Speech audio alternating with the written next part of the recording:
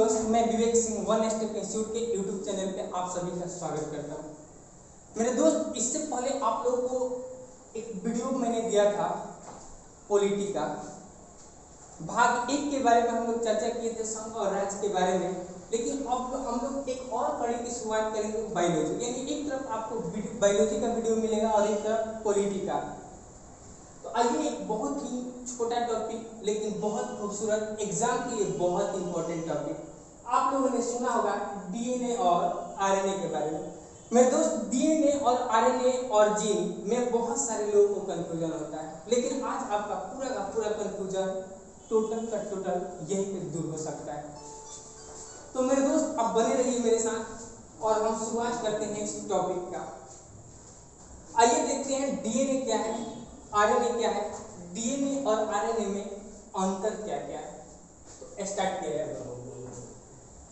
मेरे दोस्त, आप लोगों ने नाम सुना होगा कोशिका, सेल। देखिए, हमारा जो कोशिका है, कोशिका के अंदर एक केंद्रक होता है। कोशिका के अंदर क्या होता है? केंद्रक। उस केंद्रक के अंदर क्रोमोसोम पाया जाता है। कोशिका के अंदर केंद्रक के अंदर क्रोमोसोम, और क्रोमोसोम के अंदर क्या पाया जाता है? डीएनए, जो धागेनुमा संरचना होती है। और डीएनए के अंदर एक आनुवांशिक पदार्थ पाया जाता है जिसे जीन कहा जाता है। जीन एक आनुवांशिक पदार्थ है जो पीढ़ी दर पीढ़ी कैरेक्टर को ढोने का काम करता है। फिर से देखिए, केंद्रक, कोशिका का केंद्रक में होता है क्रोमोसोम में होता है डीएनए, और डीएनए के अंदर क्या पाया जाता है? जीन, जो एक आनुवांशिक पदार्थ माना जाता है। मेरे दोस्त, हम बात करेंगे डीएनए। आखिर ये डीएनए बना किसका होता है? ये डीएनए क्या होता है? तो हमारी कोशिका के अंदर एक पदार्थ होता है जिसका नाम है न्यूक्लिक एसिड। आप लोगों ने नाम सुना होगा। कोशिका के अंदर एक पदार्थ होता है जिसका नाम होता है न्यूक्लिक एसिड। वास्तव में ये न्यूक्लिक एसिड है क्या? तो देखिए, ये जो न्यूक्लिक एसिड है, ये न्यूक्लियोटाइड से बना होता है। न्यूक्लिक एसिड किससे बना होता है? न्यूक्लियोटाइड की बहुत लंबी श्रृंखला जब आपस में मिलती है तो न्यूक्लिक एसिड का निर्माण होता है। जब बहुत सारी श्रृंखला मिलेगी तो इसको हम लोग न्यूक्लियोटाइड न कहते, हम लोग इसे पॉलीन्यूक्लियोटाइड कहते हैं।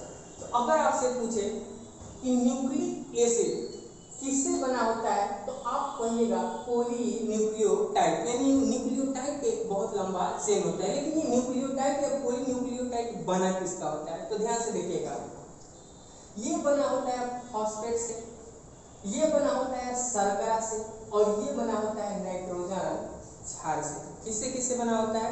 तो देखिए, अगर आपसे पूछे कि न्यूक्लिक एसिड किससे बना होता है, तो ये बना होता है फॉस्फेट से, ये बना होता है शर्करा से, ये बना होता है नाइट्रोजन क्षार से। बात समझ में आया? अब देखिए, हम बात करते हैं न्यूक्लिक एसिड। ये जो न्यूक्लिक एसिड है, ये 2 प्रकार का होता है। न्यूक्लिक एसिड कितने प्रकार का? 2 प्रकार का। एक होता है डीएनए और एक होता है आरएनए। न्यूक्लिक एसिड कितने प्रकार का? 2 प्रकार का। एक आपका हुआ डीएनए और एक आरएनए। तो अगर आपसे कहा जाए कि न्यूक्लिक एसिड किसका बना होता है? न्यूक्लियोटाइड। बहुत सारे न्यूक्लियोटाइड मिलेंगे तो क्या बनेगा? पॉलीन्यूक्लियोटाइड। पॉलीन्यूक्लियोटाइड में क्या होता है? फॉस्फेट, शर्करा, नाइट्रोजन क्षार यानी नाइट्रोजन बेस। अब एक बात बताइए, अगर न्यूक्लिक एसिड इन 3 चीजों से मिलकर बना होता है, तो अगर आपसे पूछे कि डीएनए किससे बना है, जाहिर सी बात है डीएनए का भी कंपोनेंट यही होगा, फास्फोरस, शर्करा और नाइट्रोजन क्षार।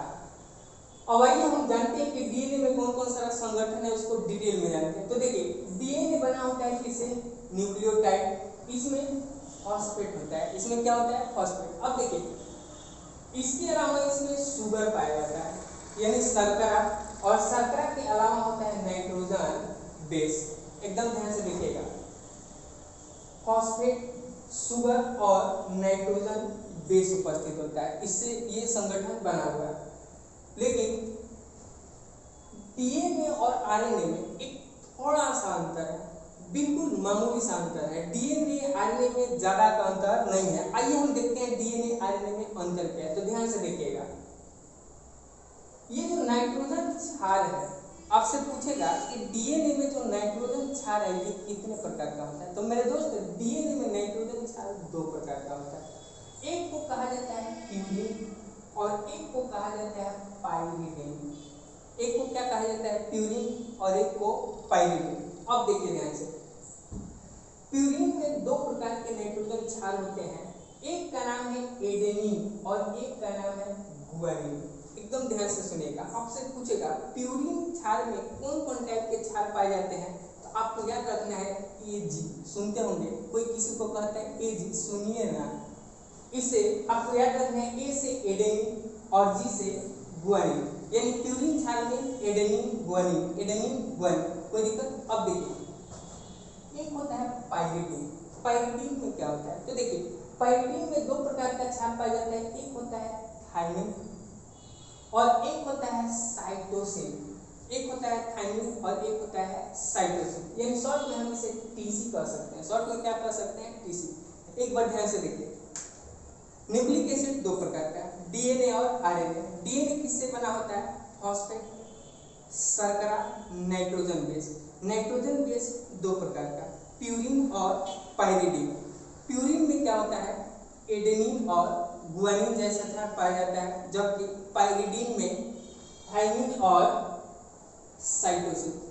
लेकिन मेरे दोस्त ये पूरा का पूरा संगठन किसका है, डीएनए। अब डीएनए को हमको आरएनए में बदलना है, तो हम क्या करेंगे, डीएनए को आरएनए, डीएनए और आरएनए को अलग दिखाने के लिए हम क्या करेंगे, हम कुछ नहीं करेंगे। हम बस थायमिन के जगह थायमिन को हटा के यूरासिल जोड़ देंगे। अगर यहाँ से थायमिन हटा दिया जाए और थायमिन की जगह यहाँ लिख दिया जाए यूरासिल, तो ये पूरा का पूरा संगठन किसका हो जाएगा, आरएनए का। तो देखिए डीएनए और आरएनए में अंतर क्या है, तो अंतर मामूली सा अंतर है कि डीएनए में जो ये थायमिन है, आप थायमिन को हटा दीजिए, इसकी जगह आप यूरासिल रख दीजिए, तो ये चीज डीएनए ना कह के क्या कहलाएगा, आरएनए। बात समझ में आया। अब देखिए और खास अंतर क्या है डीएनए और आरएनए में, तो ध्यान से देखिएगा।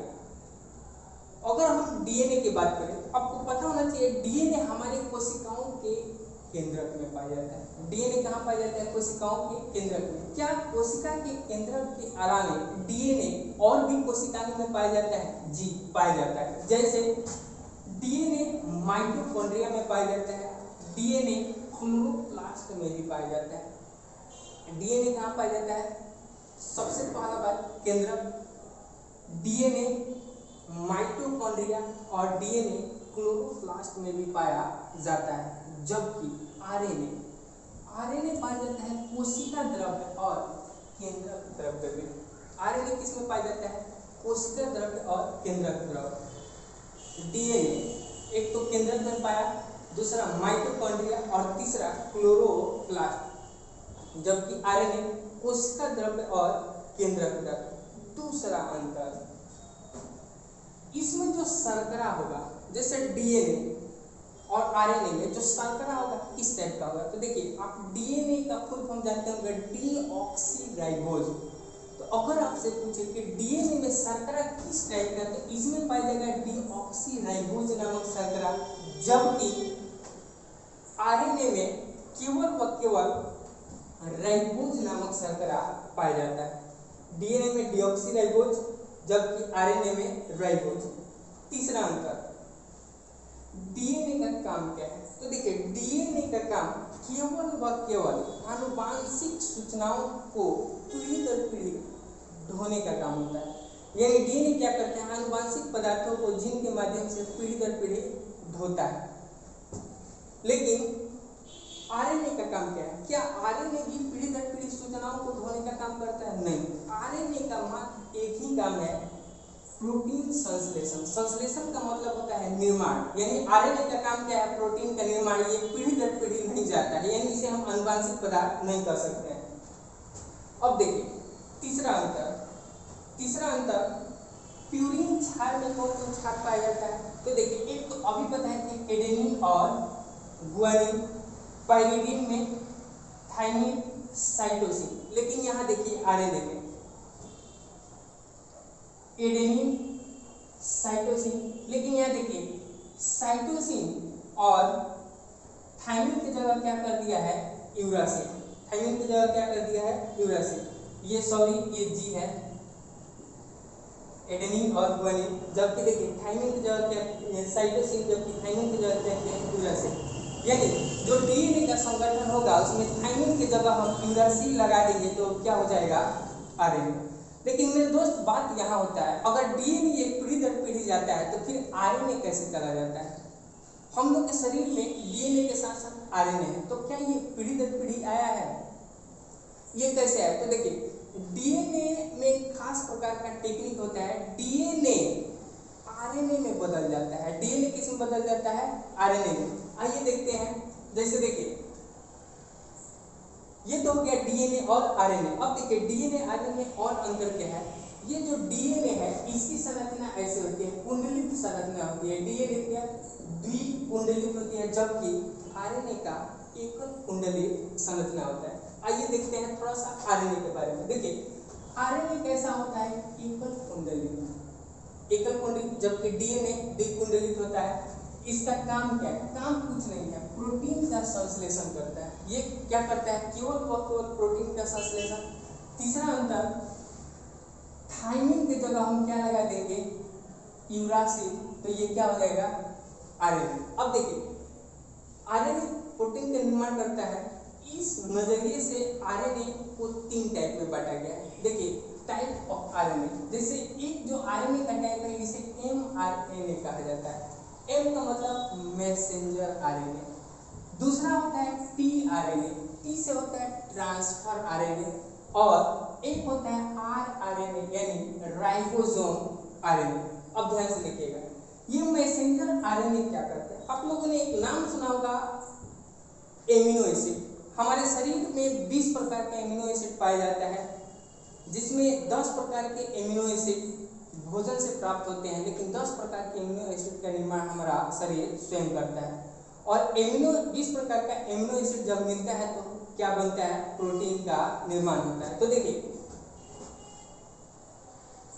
एमिनो एसिड की सबसे पहले पहचान कौन करता है, एमआरएनए, और ये पहचान करके उसका ट्रांसफर कर देता है टीआरएनए के पास, यानी टीआरएनए उसे ट्रांसफर कर देता है, और ये जब जाता है आरआरएनए के पास तो वहाँ क्या, ये जो एमिनो एसिड है वहाँ जाके सीधे सीधे ये प्रोटीन में बदल जाता है। सीधे सीधे किस में बदल जाता है, प्रोटीन में।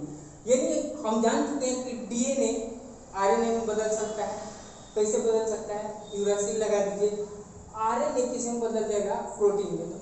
तो आपके एग्जाम में कुछ टेक्निकल शब्द पूछा जाता है, जैसे आपसे पूछा जाएगा कि डीएनए से आरएनए का बनना क्या कहलाता है।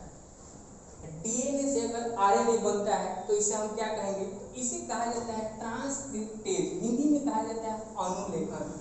यानी जब डीएनए से आरएनए बनता है तो इसे ट्रांसक्रिप्टेज यानी अनुलेखन कहा जाता है। लेकिन कभी कभी आरएनए से डीएनए बन जाता है।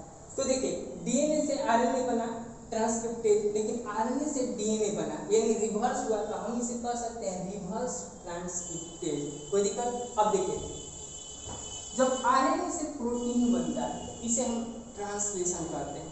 यानी आपसे पूछेगा एग्जाम में आरएनए से प्रोटीन का बनना क्या कहलाता है, ट्रांसलेशन। हिंदी में इसे क्या कहा जाता है, अनुवादन। लेकिन एक चीज ध्यान दें, डीएनए से डीएनए का बनना, डीएनए से डीएनए का बनना रेप्लिकेशन कहलाता है। डीएनए से डीएनए का बनना क्या कहलाता है, रेप्लिकेशन।